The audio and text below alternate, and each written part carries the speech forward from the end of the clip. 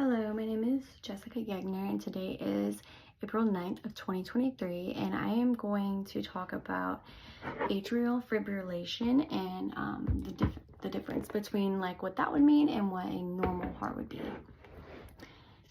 So I've got this from the internet to guide me on exactly what this is. So on a normal heart rhythm, you have your two atria up here and your two ventricles here, and they both would sync and pump like syncly, so they're able to go back and forth at the same times within sync to make sure it's adequately processed all the blood through the heart where it needs to go, and nothing's stopping and staying places or going too fast, or nothing's overfilling or not filling.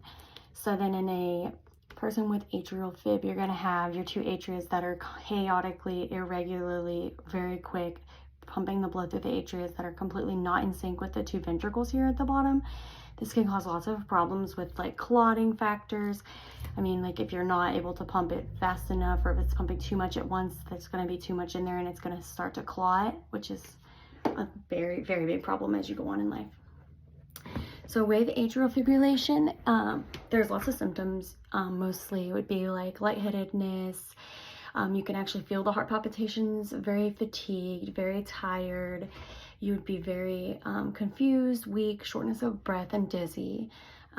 Things that can cause it would be like damage to your electrical node, which would be like your SA node. So that's the one that pumps mostly for the entire heart. So any damage to that, if you can be born with that, can also be a factor later on in life to have problems. You can also have a family history of it that could later on in life make that more likely for you.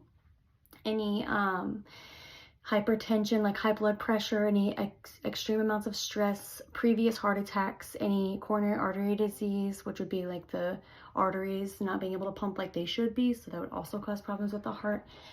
Things like diabetes, any previous heart surgeries, or sleep apnea. As you age, there's also increased chances of this, and if you are obese. Things to prevent you from having or keep you from going back into atrial fib, because there are processes that can keep you maintained to live a semi-normal lifestyle, and then if you're not maintaining that, then you can go right back into atrial fib. Things like annual examinations to your doctor, and if you see a cardiologist, to make sure you're staying with your monitoring of your blood pressure and cholesterol. Do not smoke. Smoking does increase this. Maintaining on your medications at the right times and pretty often, this ones you're supposed to be on, would be beneficial to stay out of atrial fib, and also watching your diet.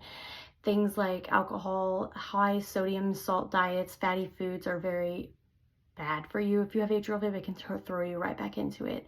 It's almost like a same kind of diet plan that you would do if you had like high cholesterol or diabetes. So it all kind of flows together, and you can typically see this all flowing together in a person with atrial fib.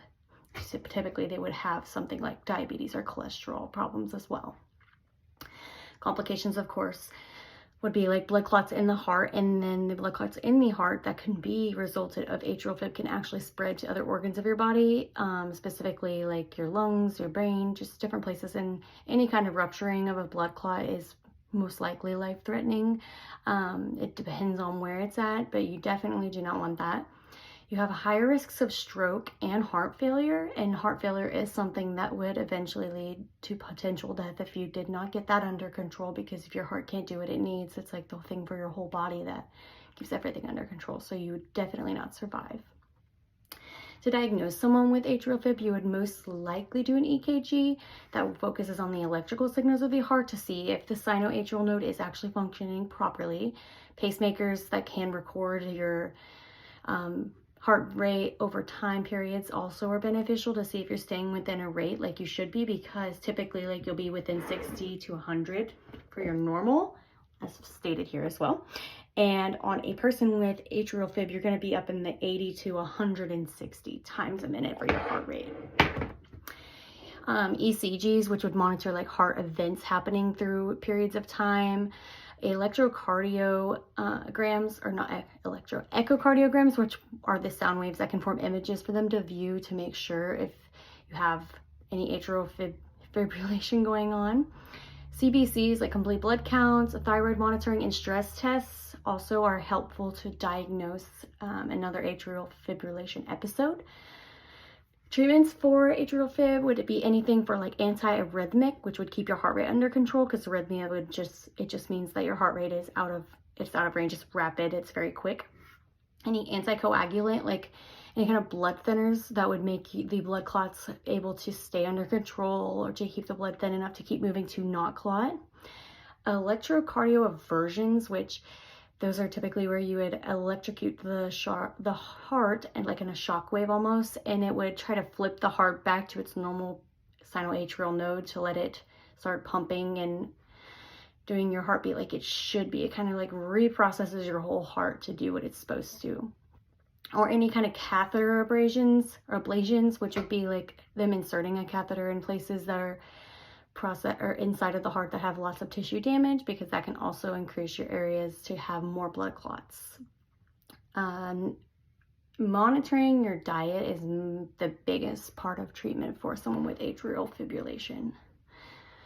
So that's pretty much everything for that on this topic. I did choose this one because it was specific to me and my heart, because my grandfather in 2019 actually passed away from this, and he did go through the multiple hospital stays of going back into atrial fib, and then had the convulsion, and he actually did pass away about a week after that. So his did fail, but most likely he had passed from the atrial fib, causing him to have a heart attack.